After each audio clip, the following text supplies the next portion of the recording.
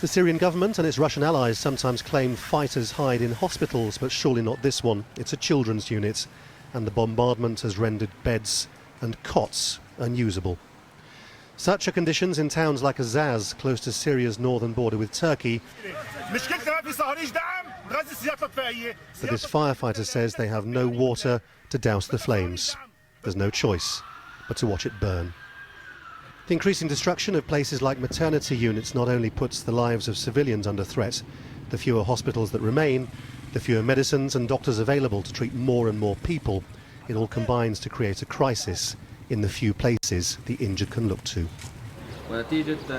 Because there are so many refugees now, there's enormous pressure on the medical facilities that are left. It means it is no longer possible for us to treat some lesser injuries. All this means Turkey has had no choice but to move badly injured people from the border to its nearby small town of Kilis, where there's a constant flow of ambulances in and out. This hospital was itself evacuated this week when Kilis was shelled by ISIL fighters, so it's hardly safe here either, but it's certainly better than the alternative. On the morning we were filming, they'd already received 3 patients who would need amputations. It's like this all the time now.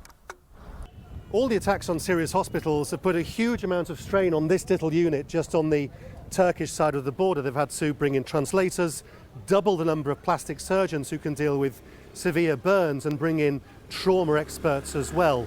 Staff here have told us there are now more Syrian patients inside here than there are medical personnel. Once they've been treated in Turkey, Syrians face a choice as to whether to go home. This man had returned to the border with his bags of medicines and was hobbling his way back to his little village inside Syria. He paid $100 for his drugs. It brought me by ambulance because I was very sick, he said. I need medicines for my heart. I was going to die. The only bit of good news in all this is that no hospitals have been attacked since the cessation of hostilities. But for those still being injured in the fighting, the best they can now hope is that someone can get them to another country for treatment. Lawrence Lee, Al Jazeera, Kilis, southern Turkey.